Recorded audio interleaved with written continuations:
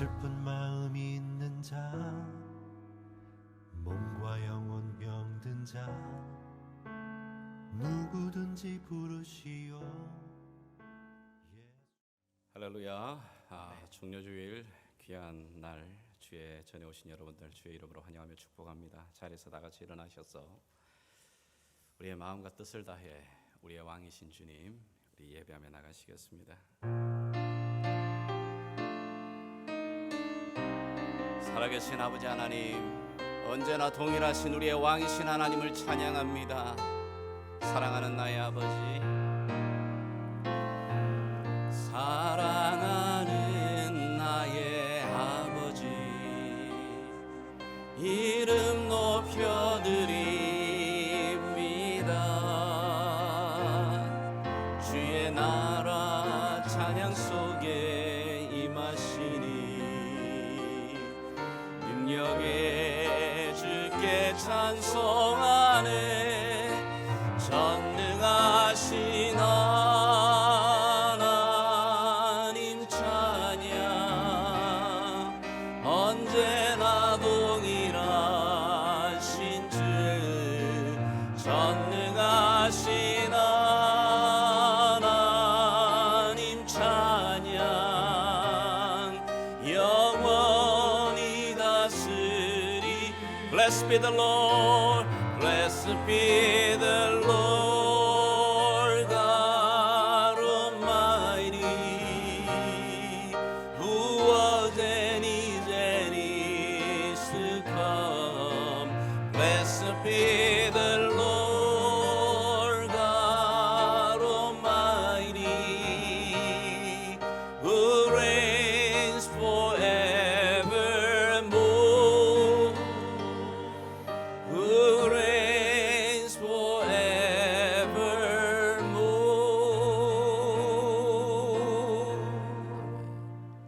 우리 살아계신 하나님께 사도신경으로 우리 믿음의 고백 함께 고백하겠습니다.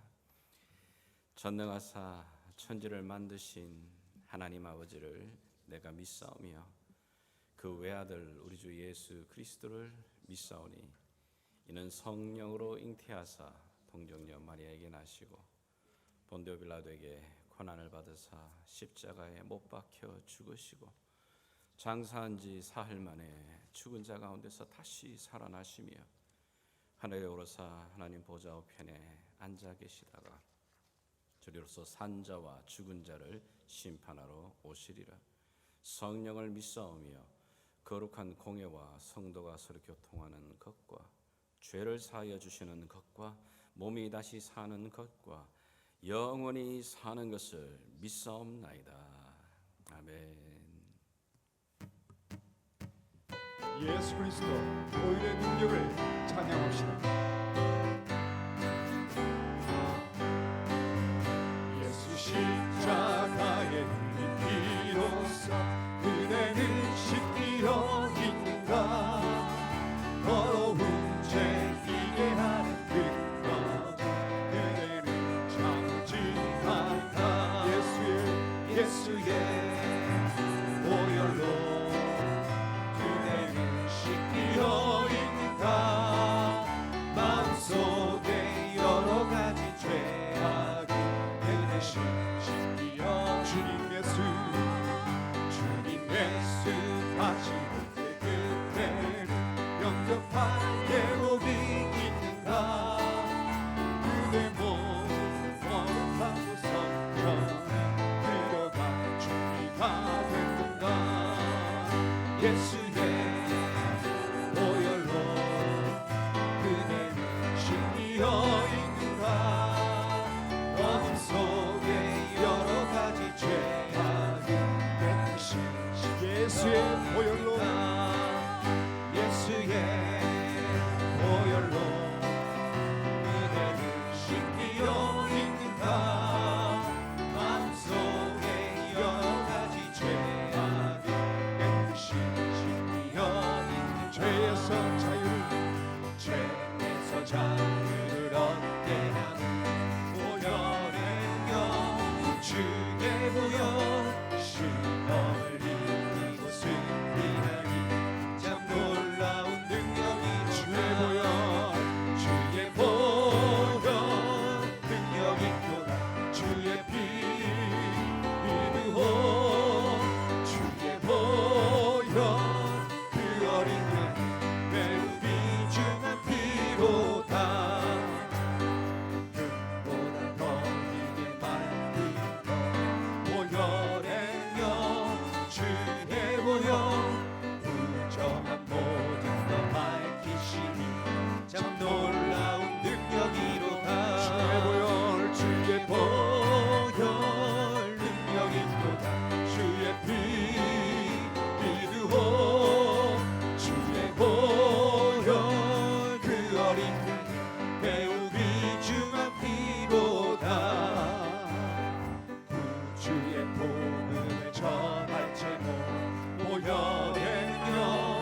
주의 보혈 날마다 나에게 찬송 주리 참 놀라운 능력이로다 주의 보혈 주의 보혈 능력이 주의 피 비두호 주의 보혈 그 어린 양이 매우 귀중한 피 주의 보혈 주의 보혈 능력이 주의 피 비두호 주의 보혈 그 어린 양 매우 귀중한 피 주의 보혈 주의 보혈 능력이 또다 주의 피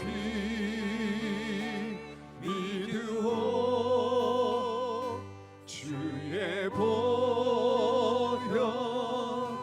그 어린 양의 매우 귀중한 피로다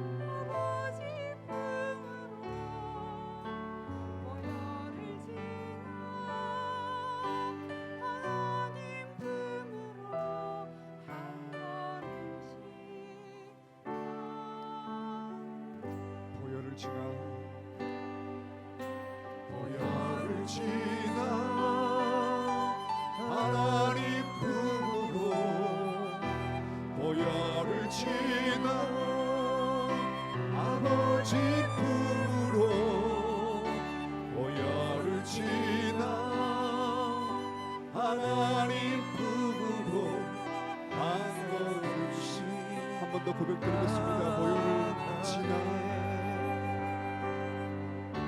보혈을 지나 하나님 품으로 보혈을 지나 아버지 품으로 보혈을 지나 하나님 품으로 한 걸음씩 나가네 정리한 주 보혈이 내 영을 새롭게 하시네 정리한 주 보혈이 내 영을 새롭게 정리한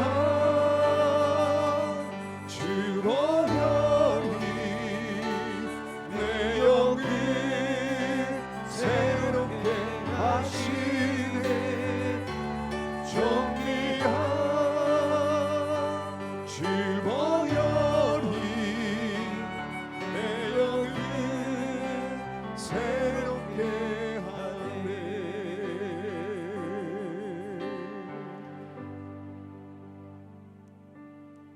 For God so loved the world that he gave his one and only Son, that whoever believes in him shall not perish but have eternal life.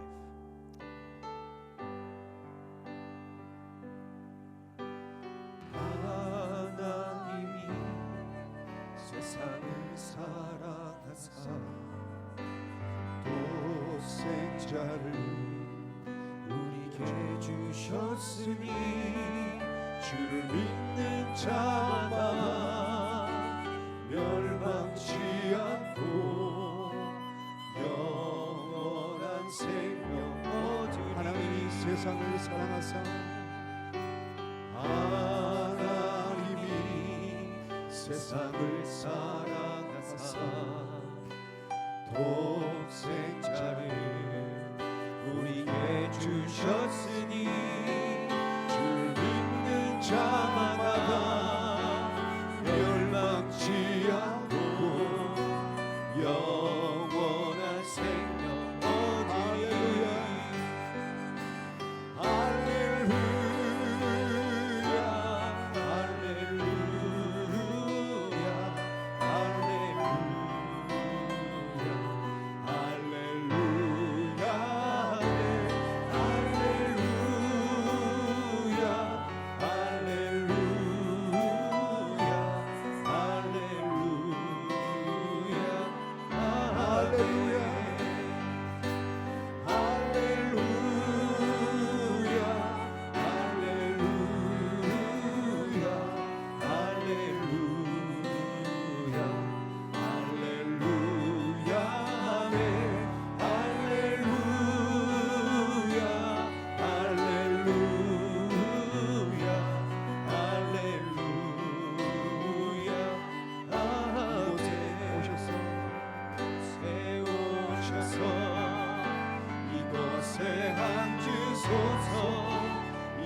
이곳에서 드리는 예배를 받으소서. 주님의 이름이 주님의 이름만이 오직 주의 이름만 이곳에 오셔서 이곳에 오셔서 이곳에 앉으소서. 이곳에서 드리는 예배를 받으소서. 주님의 이름이 주님의 이름만이 오직 주의 이름만 이곳에 있습니다.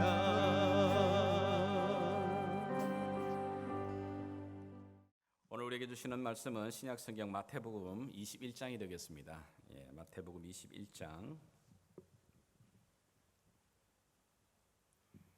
네, 1절에서 11절까지인데요. 자, 제가 한 절 읽고 여러분들이 한 절 읽고 서로 나누어서 교독하도록 하겠습니다. 마태복음 21장 1절에서 11절까지입니다. 제가 1절 읽겠습니다. 그들이 예루살렘에 가까이 가서 감난산 벳바게에 이르렀을 때에 예수께서 두 제자를 보내시며 이르시되 너희는 맞은편 마을로 가라. 그리하면 내 매인 나귀와 나귀 새끼가 함께 있는 것을 보리니 풀어 내게로 끌고 오라. 만일 누가 무슨 말을 하거든 주가 쓰시겠다 하라. 그리하면 즉시 보내리라 하시니 이는 선지자를 통하여 하신 말씀을 이루려 하심이라. 일러스되 시온 딸에게 이르기를 내 왕이 네게 임하나니 그는 겸손하여 나귀 곧 멍에 매는 짐승의 새끼를 탔도다 하라 하였으니라. 제자들이 가서 예수께서 명하신 대로 하여 나귀와 나귀 새끼를 끌고 와서 자기들의 겉옷을 그 위에 얹음에 예수께서 그 위에 타시니 무리의 대다수는 그들의 겉옷을 길에 펴고 다른 이들은 나뭇가지를 베어 길에 펴고 앞에서 가고 뒤에서 따르는 무리가 소리 높여 이르되 호산나 다윗의 자손이여 찬송하리로다 주의 이름으로 오시는 이여 가장 높은 곳에서 호산나 하더라. 예수께서 예루살렘에 들어가시니 온 성이 소동하여 이르되 이는 누구냐 하거늘 무리가 이르되 갈릴리 나사렛에서 나온 선지자 예수라 하니라.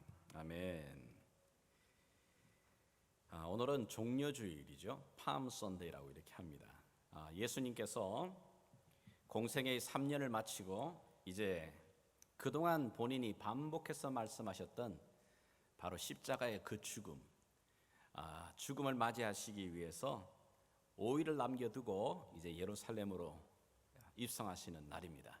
그 날을 가리켜서 이제 고난 주간이 시작되는 그 날을 가리켜서 종려주일이라고 합니다. 이때 제자들뿐만 아니죠. 예루살렘에 있는 수많은 군중들이 어린아이로부터 시작해서 노년에 이르기까지 함께 쏟아져 나와서 나귀를 타고 들어오시는 그 예수님을 환영합니다. 그리고 열광합니다. 호산나 호산나. 호산나라는 뜻이 여러분이 잘 아시겠지만 우리를 구원하여 주십시오. Save us. 호산나 다윗의 자손으로 오시는 예수여. 다윗의 자손이라는 말은 왕이라는 얘기잖아요. 왕의 혈통을 갖고 오는. 하늘 높은 곳에서 호산나 우리를 구원하시옵소서. 정말 열정적으로 열광을 다하면서 정말 많은 사람들이 모여서 뜨겁게 예수님을 환영합니다. 이날을 이래 종려주일이라고 하는데 아마 이날 예수님께서 많은 무리들로부터 뜨거운 환영과 뜨거운 찬양을 받으신 날이기 때문에 예수님 마음이 굉장히 기뻤을 것이라 우리가 생각해요. 오늘 본문을 보더라도 굉장히 감동스럽지 않아요? 본문을 보더라도 그 뜨거운 열기가 느껴집니다. 그러나 이날 예수님은 정말 마음이 슬펐습니다. 안타까웠어요.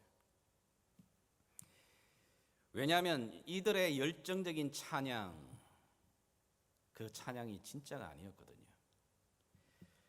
그것은 정말 그들의 입술에서만 나오는 찬양, 립 서비스였음을 아는 겁니다. 그로부터 4일 뒤에 호산나 호산나 그렇게 열정적으로 높여 찬양하던 그들의 입술에서 그 노래의 2절이 나옵니다. 어떤 노래죠? 십자가에 못 박으소서. 십자가에 못 박으소서. 똑같은 입술이에요. 우리를 구원하소서 호산나라고 외치던 그 입술이 벼랑간 그들의 입술에서 십자가의 예수를 못 박으소서. 우리가 예수가 죽기를 바랍니다. 오늘 보면은 굉장히 열정적이고 감동적인 그런 찬양이 불려졌지만 예수님에게는 그 찬양은 정말 립 서비스였습니다. 이런 립 서비스를 가진 이스라엘의 민족은 어떻게 되는가? 여러분, 빌라도 앞에서 예수님이 심판을 받으며 재판을 받을 때에 빌라도가 아무리 찾아봐도 이 사람이 죄를 발견하지 못하죠. 그래서 많은 무리들 앞에서 말합니다. 내가 이 사람들에게서 도무지 죄를 발견하지 못하겠다. 이 사람은 죄가 없어. 한 번이 아니에요. 3번이나 계속해서 강조할 때마다 무리들은 더 큰 소리를 외쳐서 반박합니다. 십자가에 못 박으소서. 도무지 이길 수 없음을 빌라도가 깨닫고는 어떻게 하지요? 손을 씻습니다. 그리고는 말합니다. 이 사람의 피에 대해서는 너희가 당해라. 너희 책임이야. 이 무고한 사람의 피는 너희 책임이야 라고 말할 때 마태복음 27장을 보게 되면 25절에 그들이 뭐라고 말합니까? 그 피를 우리와 우리 자손에게 돌리소서. 기꺼이 우리가 그 무고한 죄의 피, 의인의 피를 우리가 만약에 그렇다면 당하겠습니다. 근데 놀랍게도 이들의 고백처럼요, 40년 후입니다. 40년 후 AD 70년경쯤에 로마의 티터스라고 하는 그 장군에 의해서 이 예루살렘이 초토화되어 버립니다. 예루살렘이 포위당할 뿐만 아니라 그 예루살렘이 결국은 초토화되면서 모든 성전과 성벽은 다 허물어지고 초토화되어 버립니다. 그 예루살렘이 함락될 때에 겨우 살아남았던 사람들이 도망하여서 유대 광야의 마사다라고 하는 천년 요새에 그들이 모이게 됩니다. 물론 그들이 거기에서 모여서 끝까지 항전을 벌입니다. 그러나 로마 군대가 그걸 놔두지 않아요. 다시 예루살렘을 함락한 군대가 그 마사다 주변 요새를 다 둘러싸 버립니다. 오랜 장기전이 시작되다 이 로마 군대가 그 마사다의 천년 요새와 똑같은 높이의 토성을 쌓아 올라갑니다. 그리고 토성이 거의 다 완성이 되어 다음 날이면 공격이 들어올 그날 소식을 듣습니다. 그럴 때 이 토성 안에 마사다의 그 요새 안에 있었던 유대인들은 우리가 이방인들의 손에 죽을 수가 없다. 그렇게 해서 어떤 결정을 하냐면 그 아버지가 자식들을 가족들을 다 죽이죠. 그리고는 마지막에는 자기도 자결합니다. 그래서 로마인들이 이 마사다 요새를 들어갔을 때는 그게 살아남아 있는 사람이 한 명도 없는 거예요. 다 죽는 거예요. 그리고는 우리가 아는 대로 근 2000년이 넘도록 유대인들은 구약 시대로부터 시작해서 나라 없이 온 지역을 떠돌아다니는 나그네 민족이 됩니다. 그러다가 2차 대전이 끝나고 난 다음에 겨우 팔레스타인 지역에 그 조그만한 땅을 얻어서 점점 키워가지고 지금의 이스라엘, 그 이스라엘로 오고 있는 겁니다. 여러분, 그들이 말합니다. 그 피를 우리와 우리 자손에게 돌리소서. 그 말씀, 그 이야기대로 그대로 이루어지는 거예요. 그들에게 있었던 이 립 서비스와 같은 입에만 붙어있던 이 형식적인 이 신앙을 가지고 있던 이들에게 있어서 정말 하나님의 축복이 그들에게 돌아가지 않습니다. 이 립 서비스 신앙은 정말 그래요. 하나님을 슬프게 합니다. 하나님을 탄식하게 합니다. 하나님을 가슴 아프게 합니다. 그뿐만 아니라 하나님이 주시고자 하는 그 복도 차단해버리고 자신뿐만 아니라 자신의 자녀들에게 이르기까지의 그 삶을 황폐하게 만들어버립니다. 하나님은 구약으로부터 시작해서 이런 형식적인 이 껍질만 남아있는 이 립 서비스와 같은 이런 신앙을 가지고 있는 사람들을 향하여 끊임없이 탄식하시는 우리 하나님의 탄식이 있습니다. 이사야 53장 우리 5절의 말씀. 좀 본문이 틀렸네요. 이사야 29장입니다. 내용은 맞습니다만은 같이 한번 읽어주시겠습니까? 29장 13절입니다. 한번 읽어주십시오. 시작. 주께서 이르시되 이 백성이 입으로는 나를 가까이하며 입술로는 나를 공경하나 그들의 마음은 내게서 멀리 떠났나니 그들이 나를 경외함은 사람의 계명으로 가르침을 받았을 뿐이라. 아멘. 그러세요. 여기 겉모습, 형식만 젖어버린 이런 립서비스 신앙을 가지고 있는 이런 모습에서 어떻게 벗어날 수 있을까? 어떻게 하면 이 본질이 식어져 버린 그 믿음에서 제대로 된 본질을 붙드는 믿음으로 다시 돌아올 수 있을까? 오늘 여기 본문에 이스라엘 백성들이 했던 행동들 두 가지를 뒤집어야 됩니다. 그럴 때 우리에게 있는 이 립서비스와 같은 이런 신앙을 벗어낼 수 있습니다. 첫 번째, 우리가 하나님 앞에 우리의 믿음의 본질을 회복하기 위해서는 믿음의 초점을 바로야 됩니다. 바른 초점이 중요합니다. 여러분, 여기 주님께서 십자가를 지시면서 이 고난 주간을 맞이하며 십자가를 지시며 올라가실 때 우리 주님이 뭐라고 말씀하시느냐 하면 누가복음 23장 28절에 우리 주님의 그 권면 한번 우리가 귀담아 들어야 되겠습니다. 한번 같이 읽어주시겠습니까? 시작. 예수께서 돌이켜 그들을 향하여 이르시되 예루살렘의 딸들아 나를 위하여 울지 말고 너희와 너희 자녀를 위하여 울라. 아멘. 여러분, 이 고난 주간 십자가를 지시고 고통당하시는 예수님이 정말 그 십자가를 생각하면 우리가 슬퍼집니다. 마음이 무거워집니다. 우울해집니다. 그러나 예수님이 우리에게 뭐라고 말씀하시냐면 아니 내가 십자가를 지는 것 때문에 십자가에 죽는 그 죽음 때문에 너희가 슬퍼하지 마라. 나는 십자가에 죽지만 그러나 다시 살아나는 것에 대해서 예수님은 그 확신과 소망을 갖고 계셔요. 오히려 뭐라고 말합니까? 얘들아 나를 위하여 울지 말고 오히려 너희와 너희 자녀들을 위해 믿음의 초점이 흐려진 너희와 너희 자녀들을 위하여서 울라고 말하고 있는 겁니다. 지금 여러분, 이스라엘 백성들이 예수님이 예루살렘에 입성하실 때 왜 그렇게 열광적으로 뜨겁게 그들이 호산나라고 환영하며 찬양하는가? 왜 그랬을까요? 그들이 보았고 들은 것이 있습니다. 지난 3년 동안 예수님이 그 갈릴리와 온 유대 땅을 두루두루 다니시면서 예수님이 행하셨던 것들이 그들이 보았고 그들이 들었습니다. 뭘 들었죠? 가는 곳곳마다 예수님은 놀라운 이적을 행하십니다. 안전뱅이가 일어납니다. 눈먼 자가 눈을 뜹니다. 심지어 썩은 냄새가 나는 그 송장이 살아나기도 합니다.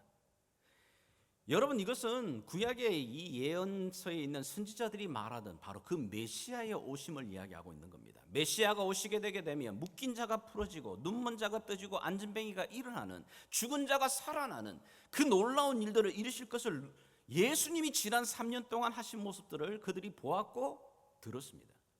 그러면서 점점 이 예수에 대해서 그들이 희망을 가집니다. 소망을 가집니다. 혹시 이 사람이 그 사람 아닐까? 이 사람이 우리가 바로 예언자들이 기다리고 말하던 그 메시아가 아닐까? 아니나 다를까 그분이 오실 때마다 정말 이 5,000명이나 보리떡 5개, 물고기 2마리로 정말 그 광야에서 배부르게 먹는 그런 일들도 경험합니다. 그들은 확신합니다. 그래, 이분이구나. 이분이 바로 우리가 그 기다리던 바로 그 메시아구나.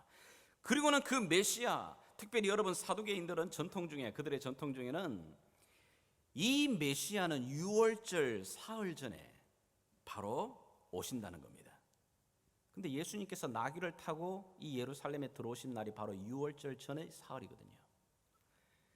그 기가 막힌 모습들을 바라볼 때 이분인갑다. 마음에 기대가 있었어요. 소망이 있었습니다. 그들에게는 믿음이 있었습니다. 그런데 그 믿음의 초점이 어디냐면 그 믿음의 초점이 이 예수 그리스도께서 오셔서 행하실 죄와 죽음의 권세를 깨뜨리시고 우리의 결박을 푸시고 구속하시는, 구원하시는 예수 그리스도의 그 구원의 사역에 초점이 있는 게 아니고 현재 자기들이 당하고 있는 어려움, 현재 자기들이 당면하고 있는 이 문제를 해결시켜 주실, 로마의 그 압제에서 해방시켜 줄 민족의 해방자로, 메시아로 그들이 초점을 맞추고 있는 겁니다. 예수님이 행하실 죽음의 권세를 깨뜨리시는 것, 죄의 권세를 펴부시는 것, 죄를 용서하시는 것, 여러분 그것은 별 관심이 없어요. 그들의 관심은 뭐죠?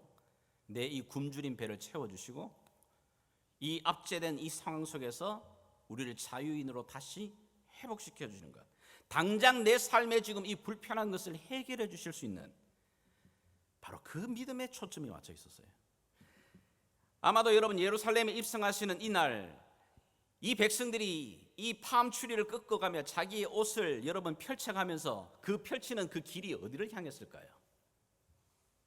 모르긴 해도 아마 로마 총독부가 있는 그 길을 향해 길을 깔았을 겁니다. 이들은 기대했습니다. 예수님께서 이제는 이 예루살렘에 들어와서 뭔가 군대를 조직하든지 사람들을 동원해서 그래 큰 권능을 발휘하든지 해서 우리의 원수인 저 로마인들이 성벽이 무너지든지 어떻게든 간에 저들을 물리치고 우리 가운데 새로운 독립을, 새로운 해방을 주실 것을 기대했어요. 그런데 어떻게 된 게 예수님께서 나귀를 타고는 자신들이 깔아놓은 그 옷 깔아놓았던 그 길로 가지 않으시는 거예요. 예수님이 예루살렘에 들어오시자마자 어느 쪽으로 먼저 향하시냐면 성전을 향해 가시거든요. 아마 그때까지만 해도 이들은 생각했어요. 예수님이 그래 역시 아마 성전에 가서 제사를 드리시고 난 다음에 아마 본격적인 일을 하실 건갑다 싶어서 계속해서 무리를 쫓아 따라갑니다. 자, 그런데 여러분 예수님께서 성전에 들어가시면서 하신 일이 뭐죠? 예수님이 채찍을 만드시고는 그 성전 안에서 장사하는 치들을 다 후려쳐 쫓아버리십니다. 상들을 엎어버립니다. 거기에 있던 소들이 뛰고 날뜁니다. 난리가 난 겁니다. 아수라장이가 되는 겁니다, 여러분. 그 성전이 갑자기 한바탕 뒤집어지고 있는 겁니다. 예수님이 예루살렘에 입성해서 바로 가셔가지고 성전에 들어가서 첫 번째 하시는 일이 그거예요. 여러분 지금 예수님이 무슨 일을 하고 계시는지 아세요? 지금 먹이를 먹고 있는 그 개의 먹이통에 그 먹이통을 집어 던져버리고 계시는 겁니다. 지금 그동안 이 성전 비즈니스로 이권을 챙겨서 수많은 이 종교 지도자들과 사두개인들이 자기의 주머니를 채워가며 이권을 누리고 있었어요. 그런데 지금 그들이 가지고 있는 이권을 예수님이 지금 걷어차고 있는 겁니다. 자, 그리고 난 다음에 이들이 모입니다. 모여서 뭘 결정하죠? 가만히 놔둬서는 안 되겠다. 우리가 생각을 잘못했네. 이 인간 죽여야 되겠다. 그리고는 4일 뒤에 그들의 입술에서 예수를 못 박으라고 하는 열정적인 소리가 나오기 시작하는 겁니다. 여러분 성경에는 이런 예수님의 이 마지막 사역에 대해서 굉장히 디테일하게 복음서는 다루고 있습니다. 많은 부분을 차지하고 많은 부분을 기록하고 있습니다. 왜 그럴까요? 이 사실이 오늘 저와 여러분들에게 뭘 말하는 거죠? 우리는 어떨까요? 우리도 별반 다르지 않은 것 같아요.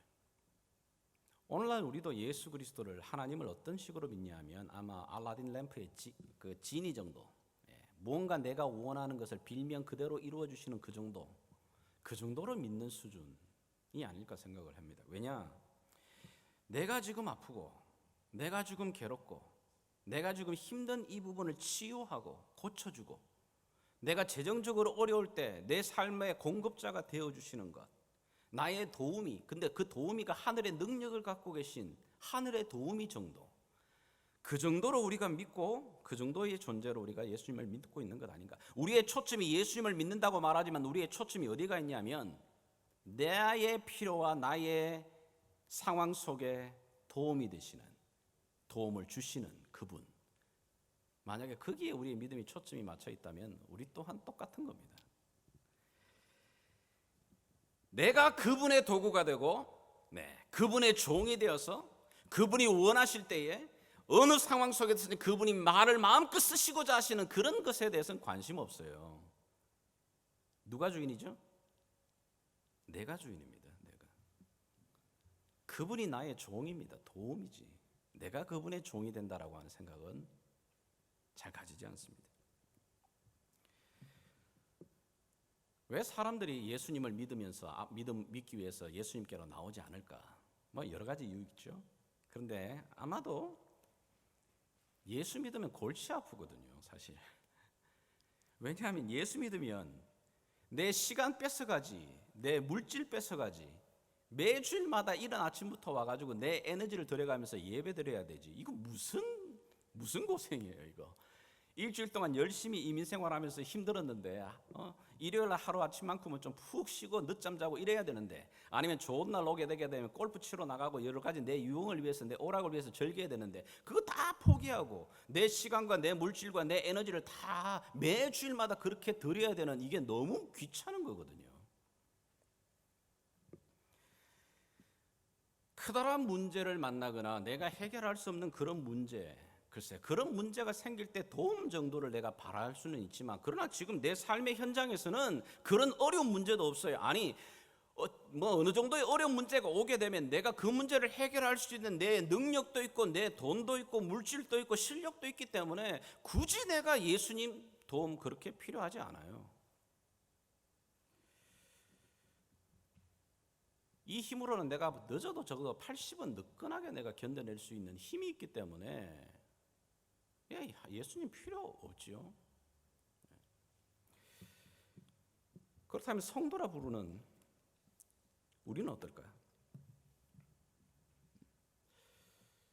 우리가 섬기는 우리의 하나님, 우리가 하나님을 만나면 그분은 정말 내 삶의 유일하신 하나님이 되십니다.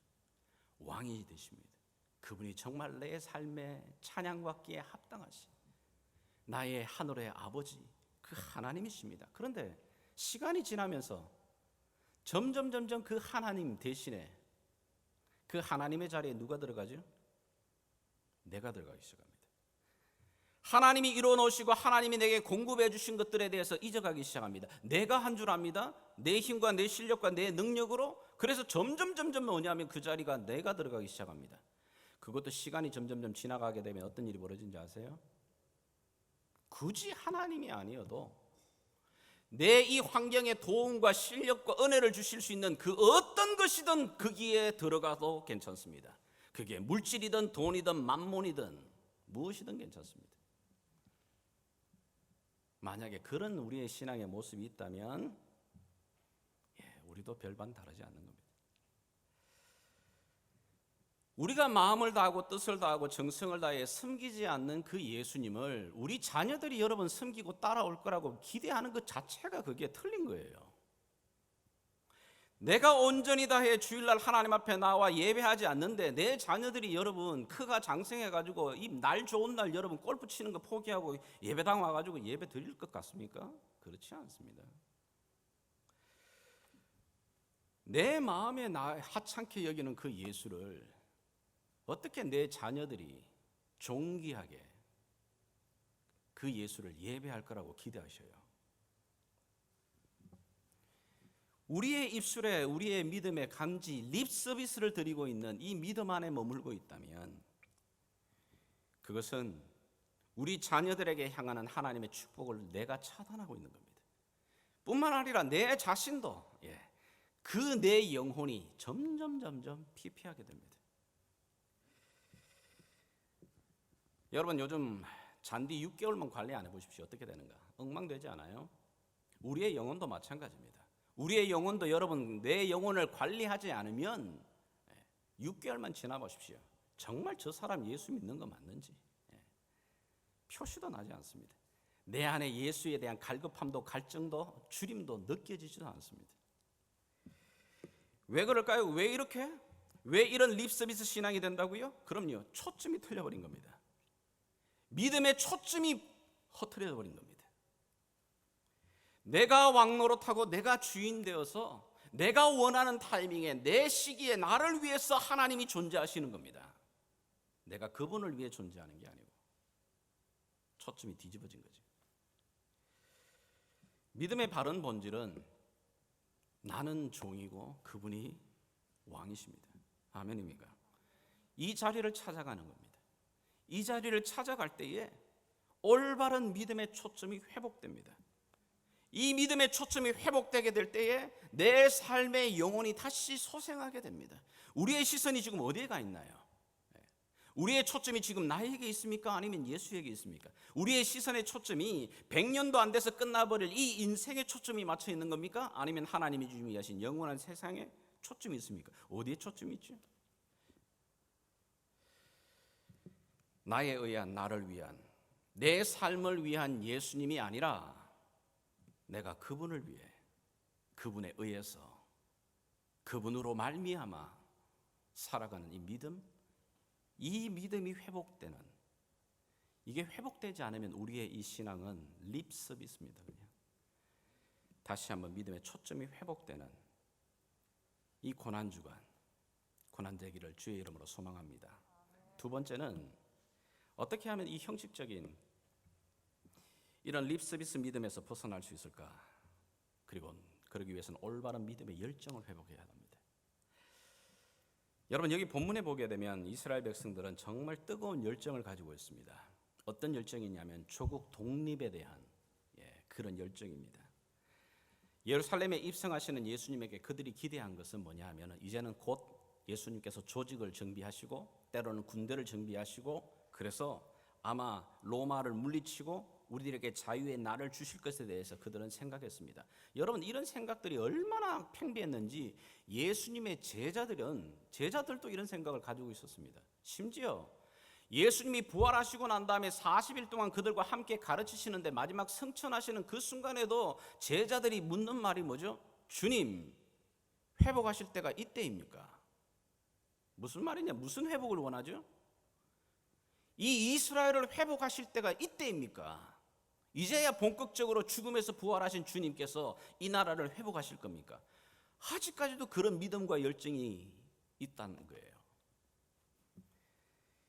그런데 그런 이 본질이 여러분들 이 열정이 딴 곳을 가 있는 겁니다. 믿음의 초점이 잘못되니까 그들의 이 열정과 이 뜨거움이 다 다른 곳에다가 다 쏟아지고 있는 겁니다. 여러분, 이런 모습을 우리가 참 많이 만나게 돼요. 우리가 만나는 이 이 부활절은 여러분 아시다시피 음력으로 계산이 되어집니다.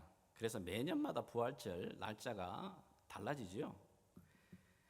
부활절은 낮과 밤의 길이가 같은 이 춘분이 지나고 난 다음에 이 대보름 지난 첫 번째 주일이 이제 부활절입니다. 부활절로 지키게 되는데 이제 부활절 날에서 거슬러서 역으로 4개의 순, 그러니까 11월 올라가게 되면 그 기간을 우리가 사순절이다 이렇게 이야기를 합니다.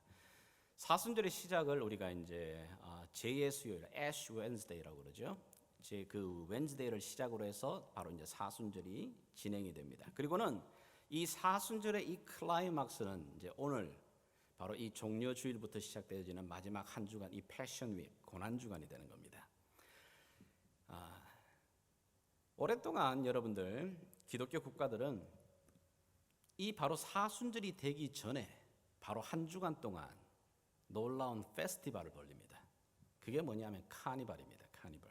사육제라고 여러분 들어보셨잖아요. 그 기간을 왜 가지느냐 하면 이제 사순절이 시작되게 되게 되면 모슬렘인들도 여러분 라마단 기간 30일 동안 어떻게 합니까? 해가 뜰 때부터 시작해서 해가 질 때까지 금식하잖아요. 그것처럼 기독교인들도 전통적으로 뭐냐면 사순절 이 기간 동안에 자기를 위하여 오락을 하지 않는 겁니다. 그리고 고기를 먹지 않는 겁니다. 그리고 철저하게 자기를 돌보면서 살피면서 경건으로 들어가는 시간인데, 자, 그러기 전에 사순절 시작하기 전에 마지막 그 한 주간, 첫 번째 그 한 주간을 뭐냐면 막 사람들을 모아서 파티를 하면서 마지막으로 만찬을, 고기를 먹는 겁니다. 그리고는 만찬을 먹으면서 함께 축하를 하고 축제를 벌리는 게 바로 사육제, 카니발입니다. 참 좋은 의미였어요. 그리고 난 다음에 그 의미가 뭐냐, 이제 고기여 안녕이라는 겁니다. 고기 이제 끝내고 40일 기간 동안에는 내가 절제를 하면서 정말 주의 십자가를 기억하고 묵상하면서 이 사순절을 내가 보내야 되겠다. 자, 이게 사실은 원래는 카니발의 시작인데, 여러분이 잘 알듯이 이 카니발 이게 변질이 되어버리죠. 요즘은 이 코로나 팬데믹 때문에 이제 이게 잠잠하잖아요. 사순절이 시작되기 전에는 항상 세계가 들썩들썩합니다. 남미는 특별히 그러잖아요. 뭐 브라질뿐만 아니라 아르헨티나 수많은 남미 쪽에서는 이 특별히 이 캐톨릭이 지배를 하고 있는 그 속에 아직까지 이런 전통이 있거든요. 이 카니발. 근데 이 카니발이 어떻게 되냐면 가장 퇴폐적이고 가장 음란하고 가장 저속한, 쉽게 말하면 그런 문화로 자리 잡아버립니다. 이 기간 동안에 정말 많은 사생아들이 태어납니다. 뭐 삼바 축제도 그렇고요. 이게 남미에만 있냐? 그렇지 않습니다, 여러분. 호주라든지 또 샌프란시스코라든지 이때는 뭘 하죠? 세계에 있는 흩어져 있는 동성연애자들이 다 모여가지고 프레이드 하는 겁니다. 퀴어 축제하는 겁니다. 미국은 어떨까요? 미국도 마찬가지죠. 우리 이 남부 지역도 기독교 문화가 강하다라고 하는 이런 지역에 여러분 루이지애나를 가시게 되면 그 기간 동안에 뭐 하죠? 마르디그라스 하거든요. 이렇게. 그게 다 뭐냐면 카니발의 모습들입니다. 여러분 원래 카니발이라는 것 정말 굉장히 좋은 모습으로 시작을 하는 겁니다. 경건의 모양이 있었습니다. 그것을 시작으로 내가 40일 동안 정말 집중해서 경건으로 들어가기 위한 출발로 삼았어요. 그런데 그 경건의 모양이 있고 경건의 능력도 함께 일어납니다. 그런데 이것이 시간이 점점 지나가면서 뭐죠? 그 안에 있는 알맹이는 다 빠지고 그 안에 껍데기만 남아 있는 거예요. 그 껍데기도 가장 퇴폐적으로 팬데믹이라서 지금 못 모여서 그렇지. 시간이 지나다 보면 그 열정은 그 본질을 잃어버린 그 열정은 다른 곳에 온 에너지가 다 쏟아가게 돼 있는 겁니다. 초점이 흐려지게 되게 되면 그 열정을 어디다 쏟냐면 딴 데다가 다 쏟아내고 있는 겁니다, 지금.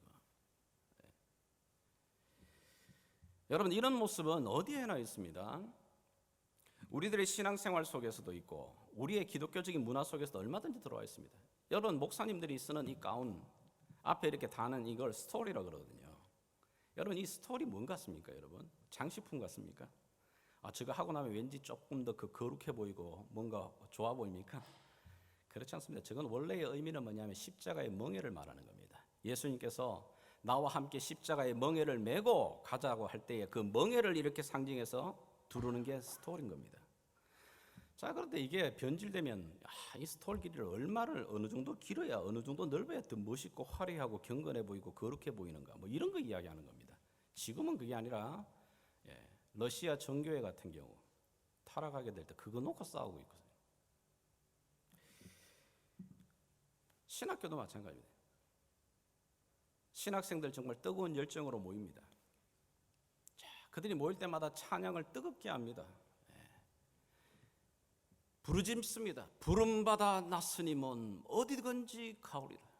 악을 꼴짝 빈들에도 종기 영광 홀로 받으시옵소서. 멸시천대는 주님 제가 받겠습니다. 우리가 그렇게 고백하는데 졸업하고 나서 시골 교회로 가는 전도사는 없습니다. 다 서울의 큰 교회로 가려고 그러지. 이 휴스턴 지역에도 여러분 죄송한 것은 참 진짜 EM 사역자를 구하기 어려워요. 이 휴스턴 지역에 안 올라 그러는 겁니다, 여러분. 이 촌구석에, 이 시골 구석에 다 큰 교회에 모여서 그곳에 있지 종기 영광 주님 받는 게 아니라 내가 받기를 원하는 거고 악을 꼴짝 빈들에도 가겠다는 것 말이지. 이제 그게 하도 인식이 되니까 이제는 신학교에서 그 노래가 이제 그 찬양이 잘 안 불려져요. 이제는 사명이라고 하는 노래도 여러분들 정말 좋아하시지만 저는 부를 때마다 섬찟해요. 진짜 그 가사의 고백대로 진짜 할 수 있나? 주님 가신 그 길 진짜? 정말 누가 우리의 삶에 내 삶의 가운데서 누가 왕이신가? 이 초점이 틀려버리니까 열정도 딴 곳에 가서 쏟아내고 있는 겁니다. 성도들은 어떨까요? 성도들도 다르지 않은 것 같아요. 목회자들이나 신학생들만 그런 게 아니라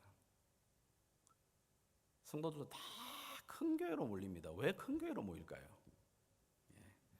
이미 다 갖춰져 있거든요. 제가 개척할 때 그런 경우 많이 합니다. 교회를 방문하시는 분들 정말 뜨겁게 환영합니다. 근데 교회를 한번 둘러봅니다. 다음 주에 안 옵니다. 왜 안 오죠? 와봤더니 애들만 수북하고 교회 건물도 없고 와서 해야 할 일은 너무너무 많이 보이고 사람은 없고 와서 그곳에서 섬기려고 하지 않죠. 이미 다 갖춰진 곳에 가서 내 권리를 누리고 거기서 숨은 듯이 그래 지내고 싶은 거거든요.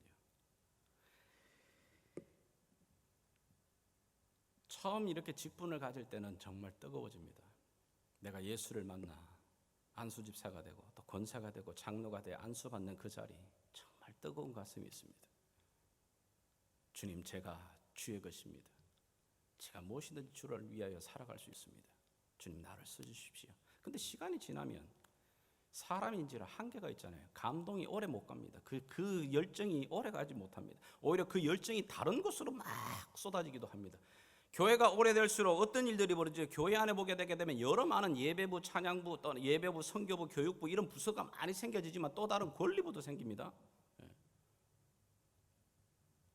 그 권리부 사람들이 말합니다. 아니 그분들의 말이 없으면 어떤 그 물건 하나 제대로 옮기지도 못해요. 너 그 왜 옮겼냐고. 내가 그거 나눠놨는데 왜 그쪽으로 옮겼냐고 자꾸 권리 주장하고 있고, 내 안에 있어 교회 안에서 결국은 뭐냐면은 그 하나님 앞에 주신 이 직분이 어느 순간에 계급이 되어버리는 거예요. 결국은 안수집사를 뽑거나 권사나 장로를 뽑는 그 투표에 떨어지면 그 시험 들어가 교회 안 오는 겁니다. 이 교회는 사람을 몰라, 내가 누군지도 몰라 이러면서 그러면 떠나는 거예요. 이렇게 누가 주인인지를 잊어버리고 있는 거예요. 그 열정이 다 이상하게 딴 데로 가 쏟아내고 있는 거죠. 여러분, 우리가 주님 앞에 정말 내가 죄인됨을 깨닫고 주의 그 십자가 앞에 엎드리며 내 삶을 주님 앞에 드릴 때 그 뜨거웠던 감사와 감격은 다 사라지고 밍밍한 가슴으로 찬양할 때도 기도할 때에도 더 이상 눈물이 메말라 버려요. 우리 남자분들에게 한번 여쭤보고 싶습니다. 여러분들이 기도하시다가 요즘 찬양하시다가 눈물 흘려보신 적 언제세요? 50이 넘어가면 눈물이 더 많이 나온다는데, 이렇게 감정이 이렇게 호르몬 분비 때문에 눈물 흘려보셨습니까? 요즘 찬양하시면서 기도가 힘들고 예배드리는 것도 지겨워지고 예수님과는 적당한 거리를 유지한 채 그냥 어정쩡한 모습으로 만약에 우리가 그렇게 나아가고 있다면 다시 한번 우리 안에 이 립서비스 같은 이런 신앙 우리가 다시 한번 가지치기 해야 됩니다.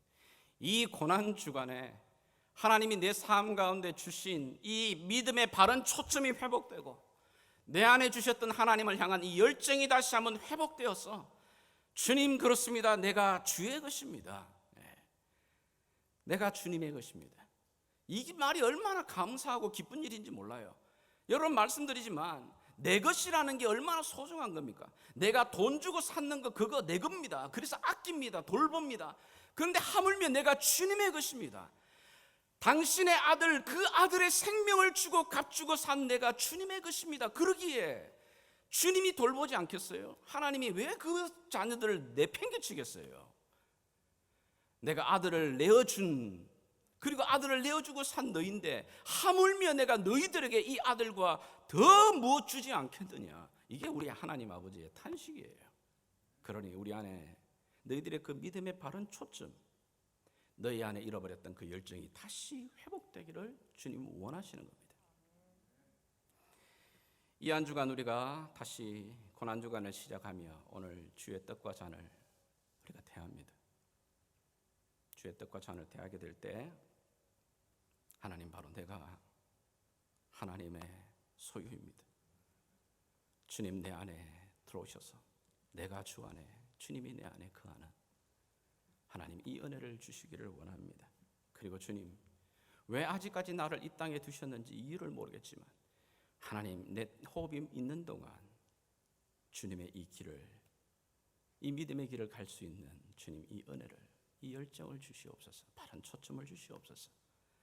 다시 한번 이 믿음의 회복이 되는 고난주간 되기를 원합니다. 정말 그러기를 원하신다면 기도 자리에 오십시오.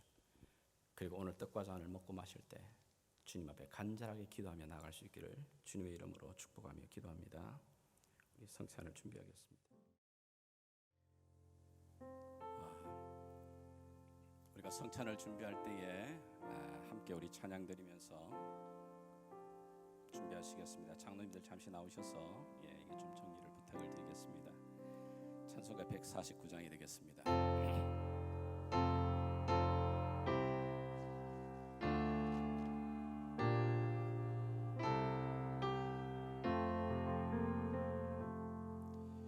주 달려 죽은 십자가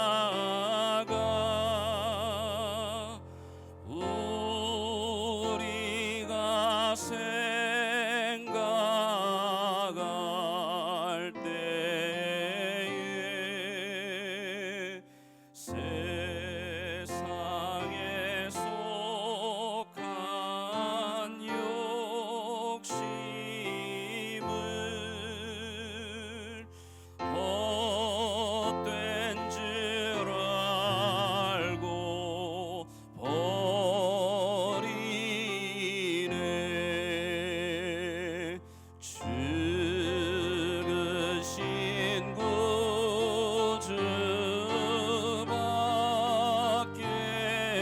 구주밖에는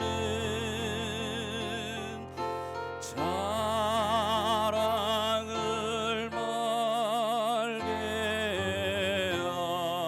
하소서.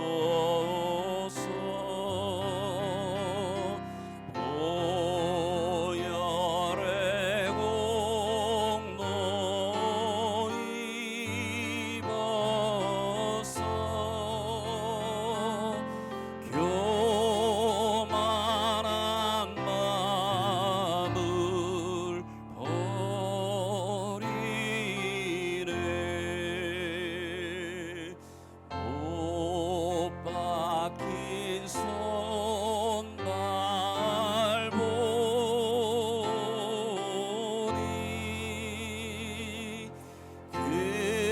근잡이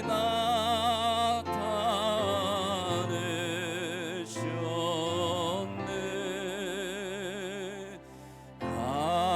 가시로 만든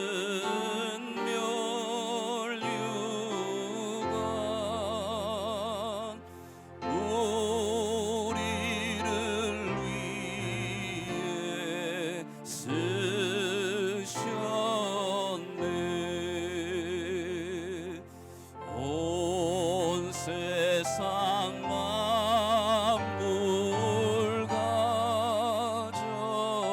가져도 주내 못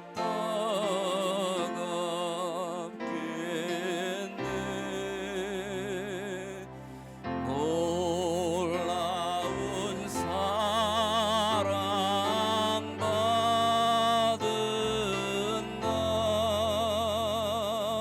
몸으로 제물 삼겠네.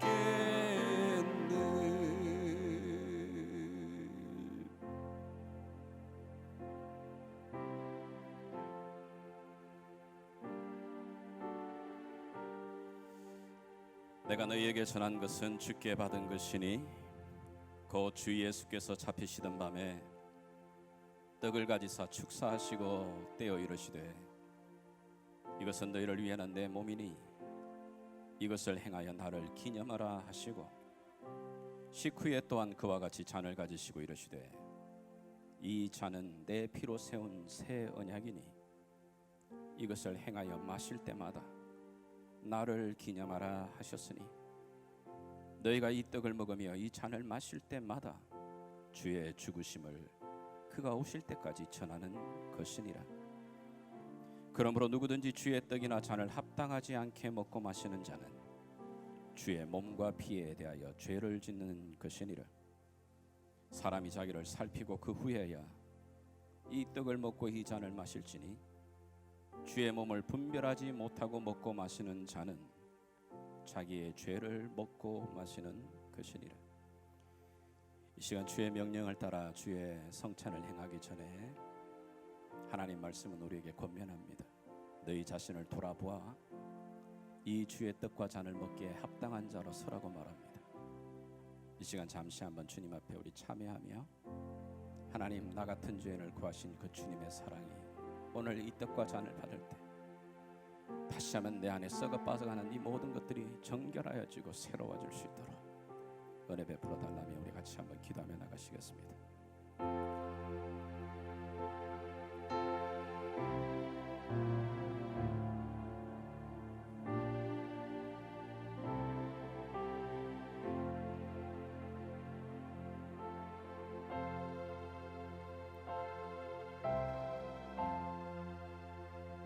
살아계신 아버지 하나님, 오늘 여기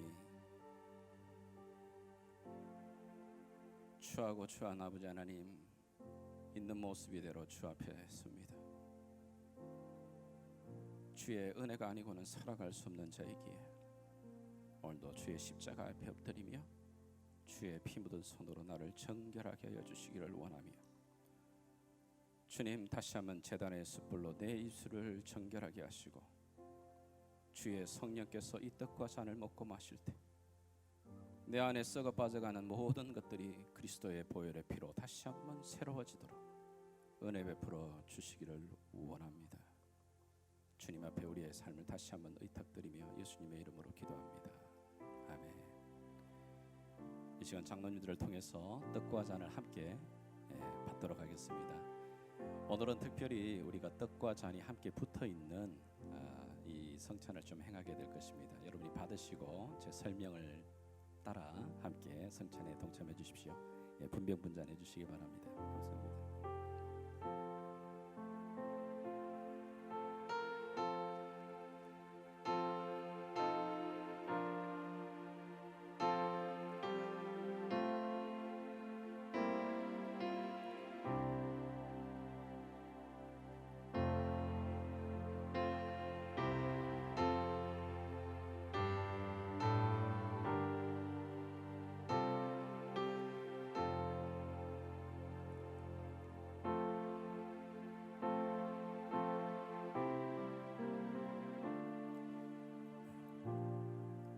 네, 저희 PC에는 세례를 받으신 분 한 해 우리가 성찬에 참여함을 허락하고 있습니다. 떡과 잔을 여러분이 받으셨으면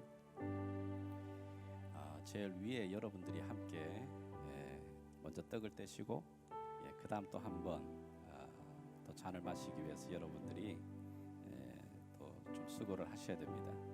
이 시간 먼저 여러분들 좀 뜯기가 조금 불편할 수 있는데요. 먼저 떡을 좀 떼시겠습니다.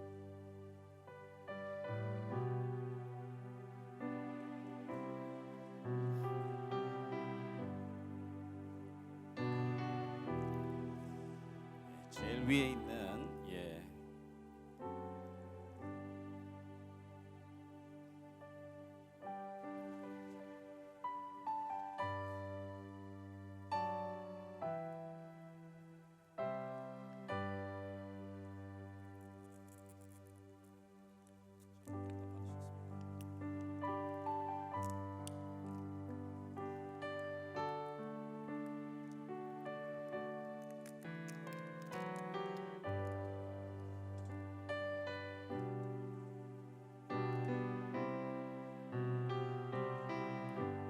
혹시나 세례를 받으셨는데 떡과 잔을 못 받으신 분들 계십니까? 손을 들어 펴 주십시오. 감사합니다. 제일 윗부분에 좀 이렇게 해보기도 저도 처음인데 먼저 떡을 뜯어서 함께 떡을 좀 들겠습니다. 들고 주의 말씀을 여러분들이 듣고 함께 떡을 먹겠습니다. 주께서 잡히시던 날 밤 떡을 가지사 축사하시고 떼어주시며 이것은 나의 몸이라 너희를 위하여 준 것이니 이것을 행하여 나를 기념하라 하셨습니다.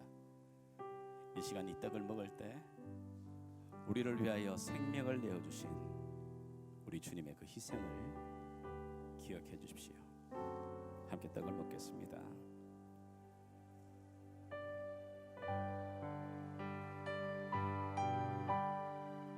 나는 하늘로서 내려온 산떡이니 사람이 이 떡을 먹으면 영생하리라. 나의 줄 떡은 곧 세상의 생명을 위한 내 살이로다 하셨습니다. 이후 주께서 식후에 잔을 가지사 축사하신 후 이 잔은 나의 피로 세운 새 언약이니 곧 너희를 위하여 붓는 것이라. 이를 행하여 마실 때마다 나를 기념하라 하셨습니다. 이 시간 그 다음 잔을 위해서 여러분 뜯어주시고요.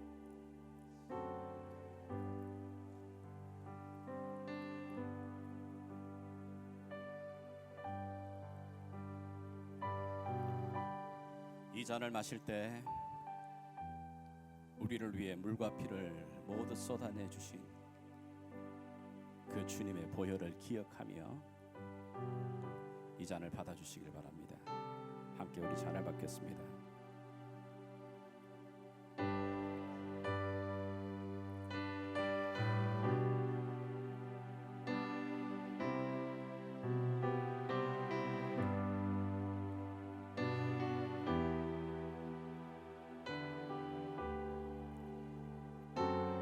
내 살을 먹고 내 피를 마시는 자는 영생을 가졌고 마지막 날에 내가 그를 다시 살리리라. 내 살은 참된 양식이요 내 피는 참된 음료로다. 내 살을 먹고 내 피를 마시는 자는 내 안에 거하고 나도 그의 안에 거하나니 내가 아버지로 말미암아 사는 것 같이 나를 먹는 그 사람도 나로 말미암아 살리라. 이 시간 떡과 잔을 받은 분들은 이 말씀을 붙들며 같이 한번 기도하기를 원합니다. 내가 그리스도와 함께 십자가에 못 박혔나니 이제는 내가 사는 것이 아니요 내 안에 그리스도께서 사는 것임을 믿습니다. 하나님 나를 위하여 자기 몸을 버리신 하나님의 아들을 믿는 이 믿음 안에 살게 도와주시옵소서. 우리 안에 이 믿음의 바른 초점이 바른 열정이 다시 한번 회복되게 하여 주시옵소서. 이 시간 우리 한번 하나님 앞에 겸손함으로 주의 성령의 은혜를 간구하며 함께 기도하시겠습니다. 살아계신 아버지 하나님, 오늘 다시 한번 이 위대한 분을 위해 쓰면서 하나님의 허락하신 이 떡과 잔을 먹고 마시며 십자가 앞에 섭니다. 아버지 하나님, 무뎌진 주님의 속에 이어주시기를 원합니다. 다시 한번 주님 내 영혼을 시작해 주시고 인도하여 주시기를 원하고 기도합니다. 주님이 믿음의 길을 다시 끌어나갈 수 있는 은혜를 주시옵소서. 주님 내 인생의 영혼을 이어주시기를 원합니다. 내 소망들을 이어주시기를 원합니다. 주옵소서. 주님 내 영혼을 이어주시기를 원합니다. 이어주시기를 원합니다. 이어주시기를 원합니다. 다시 한번 이어주시기를 원합니다. 이어주시기를 원합니다. 이어주시옵소서. 우리 함께 이 시간 찬양으로 우리의 믿음의 고백을 주 앞에 드리겠습니다. 나 같은 죄인 살리신 주님의 은혜 감사합니다. 나 같은 죄인 살리신 주의 고마워.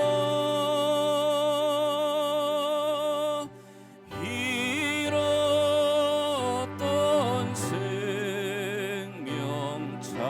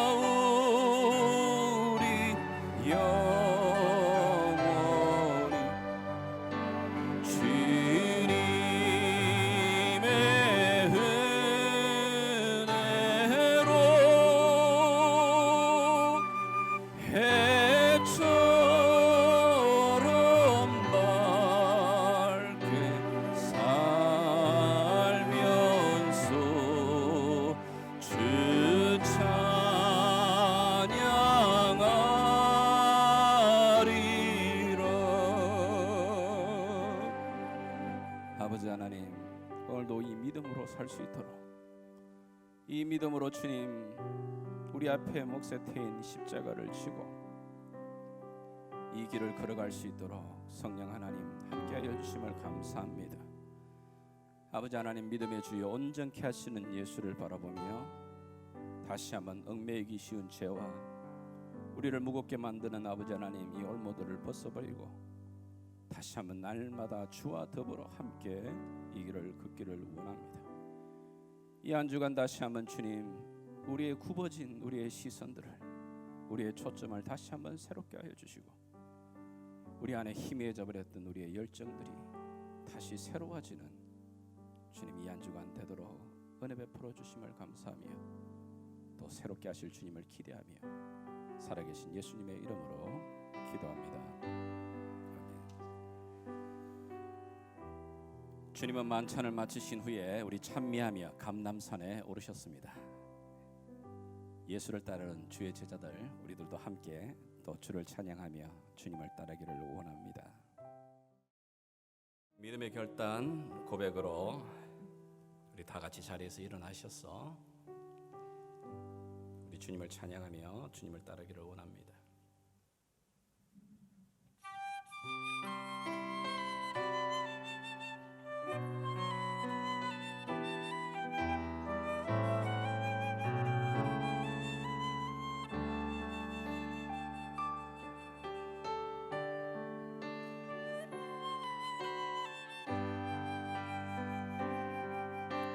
주보열 날 정결케 하고 주보열 날 정결케 하고 주보열 날 자유케 하니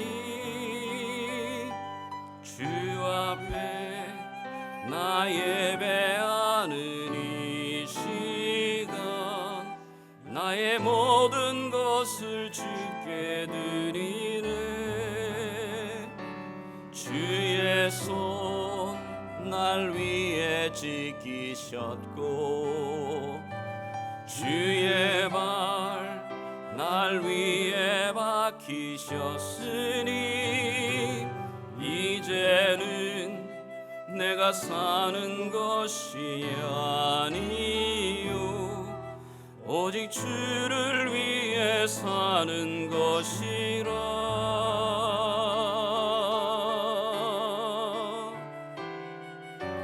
주의 손에 나의 손을 포개고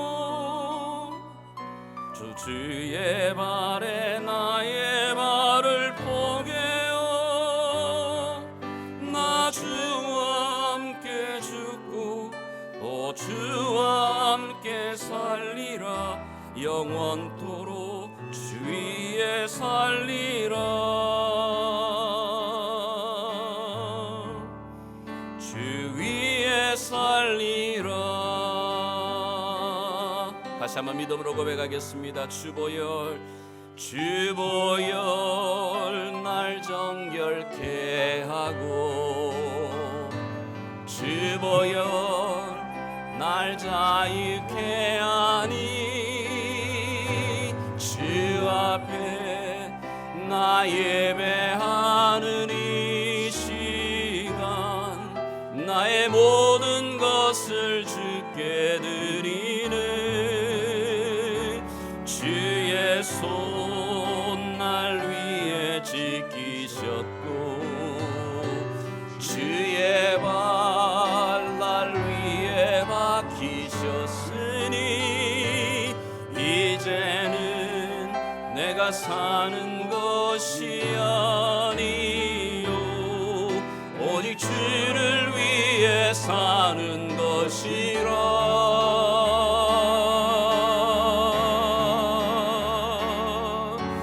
주의 손에 나의 손을 포개고 또 주의 발에 나의 발을 포개어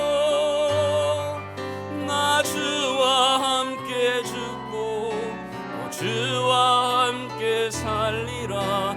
영원토록 주 위에 살리라. 우리의 믿음의 고백입니다. 주님 주를 위해 손에 나의 손을 포개고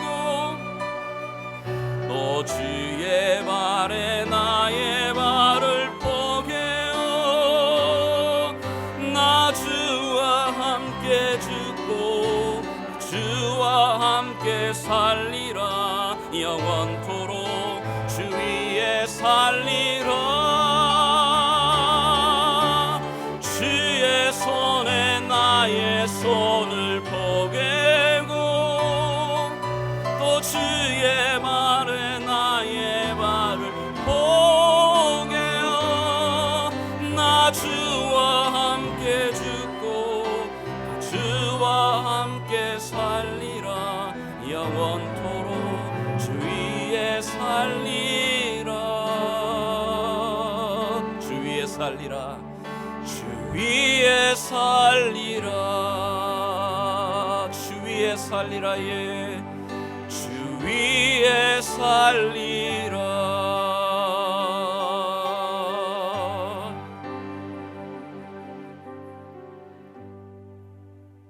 지금은 우리를 위해 하늘 보좌를 버리시고 이 낮은 곳에 와 죽기까지 십자가에 죽기까지 복종하신 우리 주 예수 그리스도의 그 놀라우신 은혜와 우리를 사랑하시되 끝까지 아들을 내어주시기까지 변함없이 사랑하시는 우리 하나님 아버지의 놀라우신 사랑과 성령 하나님의 회복하심과 치유하심과 충만케 하심이 다시 한번 주님이 내 삶 가운데 주신 이 믿음을 붙들고 믿음의 바른 초점과 열정을 회복하며 살아가기로 결단하는 사랑하는 주의 백성들 머리머리 위에 또 주께서 빚값으로 세운 이 예담교회 위에 지금부터 영원토록 함께 계시길 왕 대신 예수 그리스도의 이름으로 간절히 축원하옵나이다. 아멘.